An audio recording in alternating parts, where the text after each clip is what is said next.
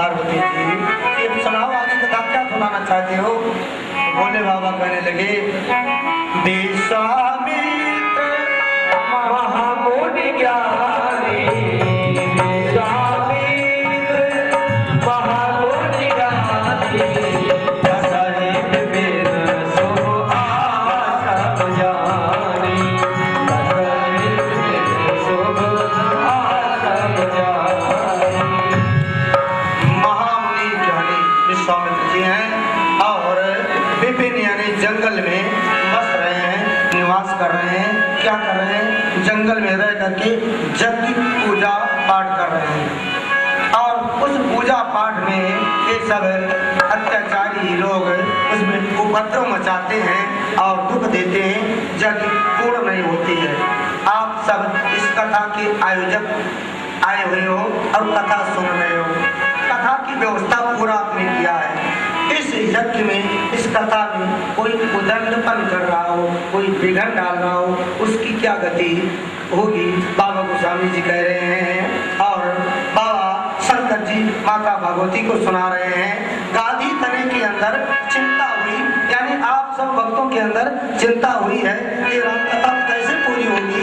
आप सब इस समय विश्वामित्र के समान हो, हम ऐसा भावना करके कथा सुना रहे हैं।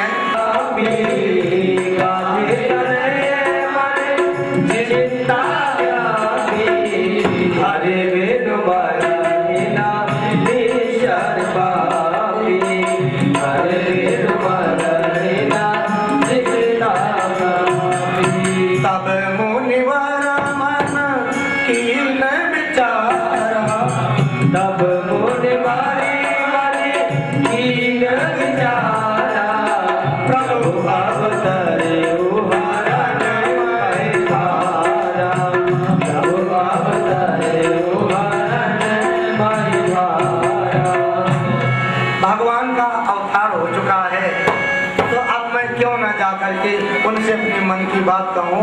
अब ये सारा आयोजन उनके चरणों में रख दूँ कि महाराज अब आप ही पूरा करवाओ, या जो आपकी मर्जी हो वो करो। ऐसा मन में विश्वामित्र के हृदय के अंदर आया। इसी बहाने मैं चल के राम जी का दर्शन भी कर लूं और जो उन्हें अच्छा लगेगा वो अपने आप करेंगे।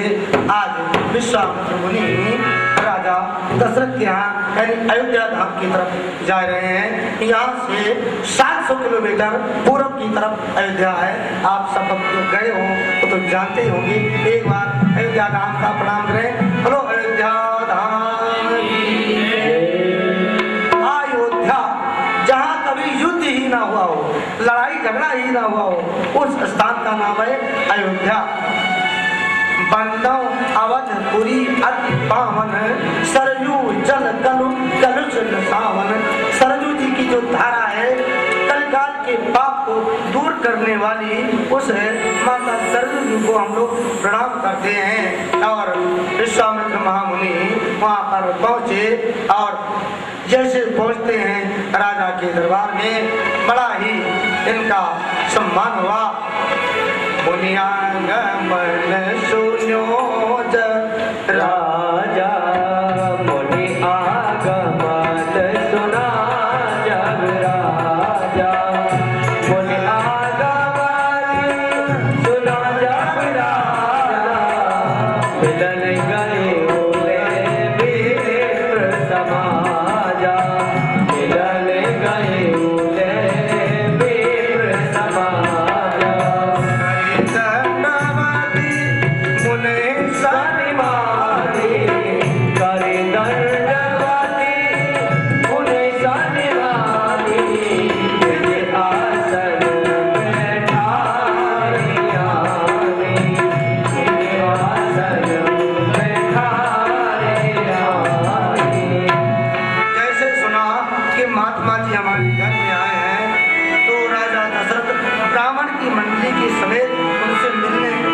आगवानी करने गए और प्रणाम करके लाके अपने आसन में बैठाया और उनके चरणों का प्रक्षालन किया। आज हमारे समान संसार में कोई धन नहीं है, अपने को धन समझा और उस चरणोदक को पूरे घर में, पूरे अपने अयोध्या धाम में छिड़काया और पान करवाया। उसके बाद में जल पान नाश्ता ग्रहण बनवाने के बाद, कुछ भोजन कराने के बाद में उनका हाल चाल पूछते हैं। आपके घर में कोई संत भगवंत आए तो सबसे पहले उनका स्वागत करें और जो कुछ आपसे बन सके उनको ग्रहण कराएं। उनका सत्कार करने के बाद आप उनका कारण पूछें कि महाराज आपका दर्शन हुआ और कुछ हमारे लायक सेवा हो तो हम आपके चरणों में हैं, आप कृपा करके आदेश दें। ऐसे इस तरीके से मैं बात करना चाहिए। मोनी साधु आए द्वार पे एक कटोरी में थोड़ा सा आटा लेके जाए हम और उनके झोली में डाल के वहीं न लौटा दें, उनको पहले बैठाएं बड़े भाव से, तो वो हमें कुछ आशीर्वाद देंगे। उनके आशीर्वाद से हम अनुग्रहित हो जाएंगे, हमारे बहुत काम बन सकते हैं। बंद हो। अब राजा दशरथ जी उनसे हाल पूछते हैं कि कारण आगमन तुम्हारा, कारण आगमन तुम्हारा, कहा उत्तर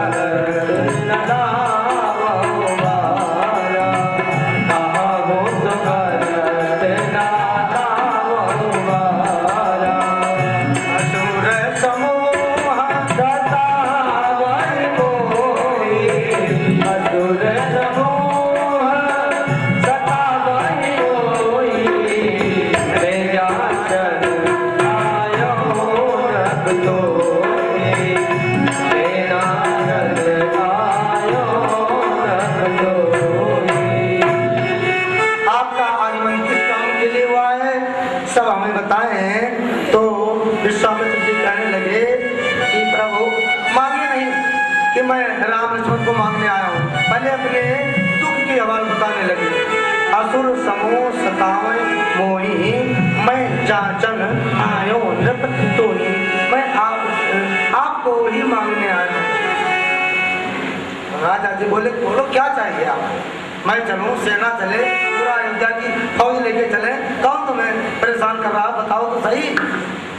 राजा दशरथ जी से विश्वामित्र जी कहते हैं ना आपकी जरूरत है ना आपकी सेना की जरूरत है, हमें तो दोनों मैया को यानी राम लक्ष्मण अनुज समेत देहु रघुनाथ, अनुज समेत देहु रघुनाथ,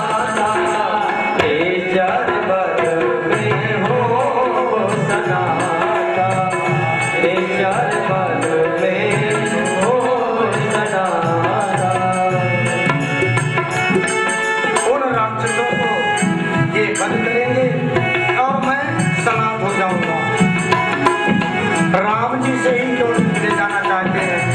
राजा दशरथ जी के पास में एक शब्द बुद्धिमान है, वो चाहे तो अयोध्या से ही उस तीर का प्रयोग करें और जो ताड़का सुबाहु आदि राक्षस युद्ध में है तो वही समाप्त कर सकते हैं। लेकिन राम जी को क्यों ले जाना चाहते हैं? मतलब राम जी जिसको मारेंगे उसको भी मुक्ति हो जाएगी। राजा दशरथ जी जिसको मारेंगे वो हमेशा के लिए मर जाएगा। संत दूसरे को मारना भी चाहते हैं लेकिन साथ साथ तारना भी चाहते हैं। भाइयों इसमें भी कुछ भला है। राजा दशरथ जी से राम और लक्ष्मण की याचना करते हैं। ये बात सुन करके राजा दशरथ को थोड़ा सा दुख हुआ है। बाबा स्वामी जी करें चौथे पन यव सुत जारी, चौथे पाने पायव सुत जारी, विप्र भजन नहीं करे हो बिचारी, विप्र भजन नहीं करे हो बिचारी। मांगाओ गोई लेलो धन कोसा, मांगाओ गोई लेलो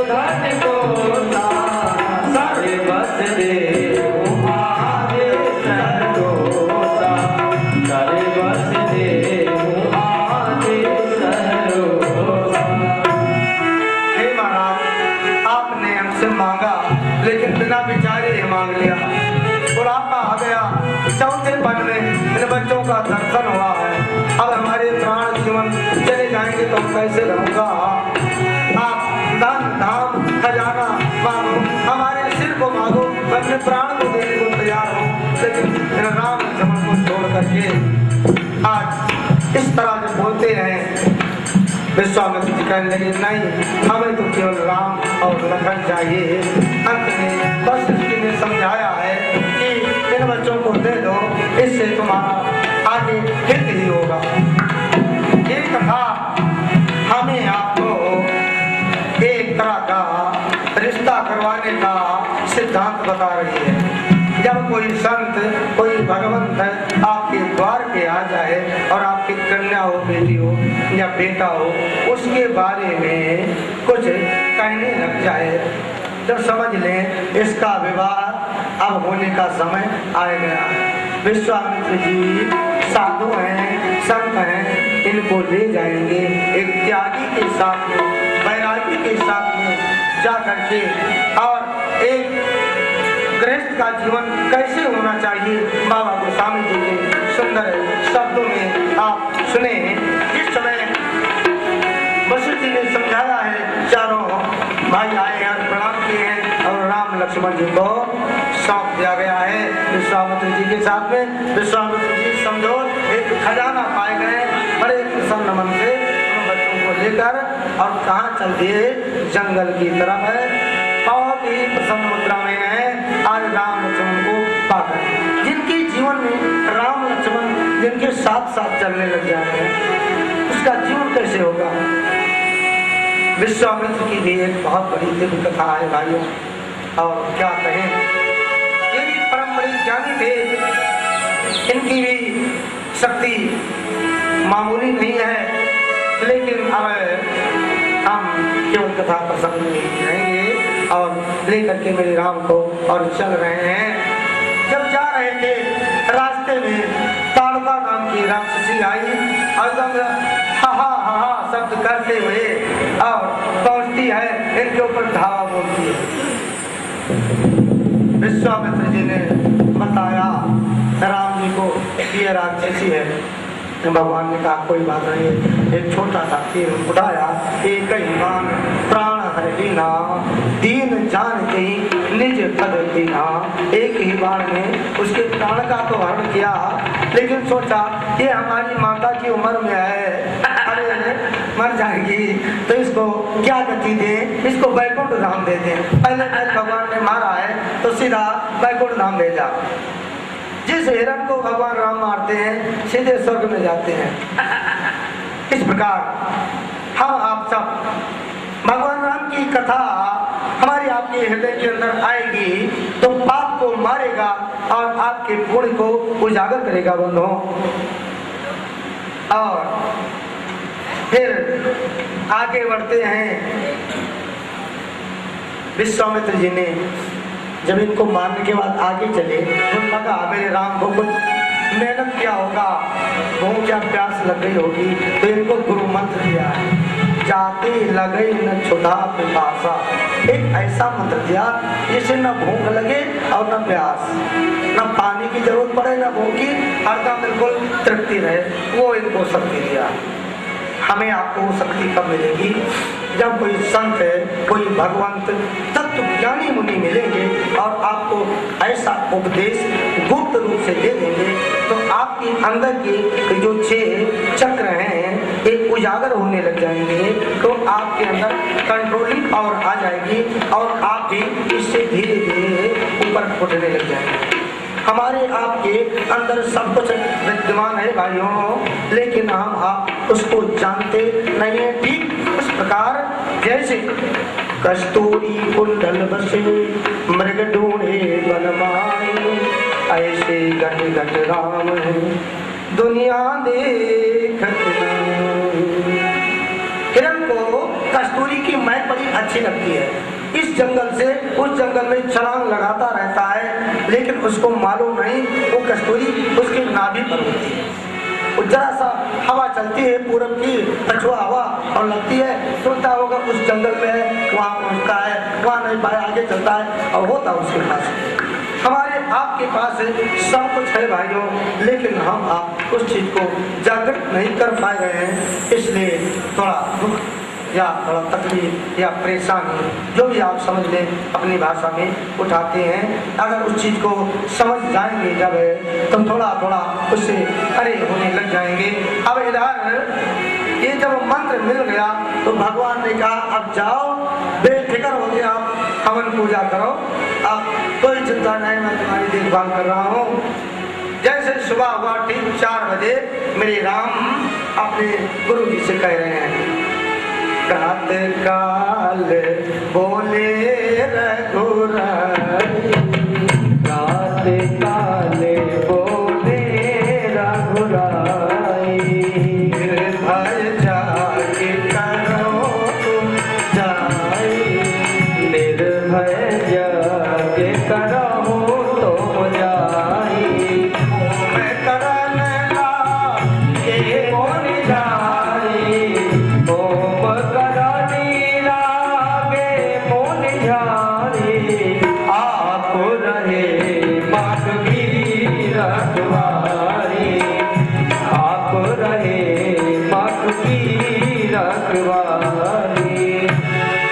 जिस समय भगवान राम उसकी रक्षा करने लगे उसी समय क्या हुआ, मारीच जो है ये आया बड़ा भयंकर शरीर लेकर के। सुन मारीच निशाचर क्रोही, इतना क्रोध से आया और उस जग में लेकर के और अपवित्र चीज डालने लगा कि जग ही हमने बच जाए।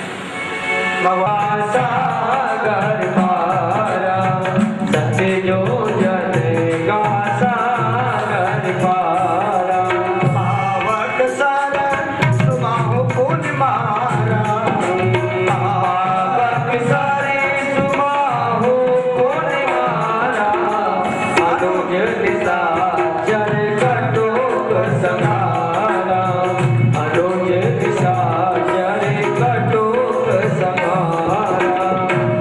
इस प्रकार जो है तीर का मारा जैसे 100 योजन दूरी पर जाकर के मारी, 7 समुद्र के उस पार गिरा, वहां पर गिर के और राम राम करने लगा और अग्निबाण से जितने राक्षस थे इन सबको मार मोर के संहार किया और भगवान इनकी यज्ञ पूर्ण किया। जब इनकी यज्ञ का समापन हुआ तो विश्वामित्र जी ने कहा कि अब चलो आगे चलते हैं, एक यज्ञ छोटा सा और है, आप वो भी पूरा करवा दो। कौन सा यज्ञ है? वो धनुष यज्ञ है, विदेह राजा के यहाँ आपके द्वारा ही वो पूर्ण हो सकता है।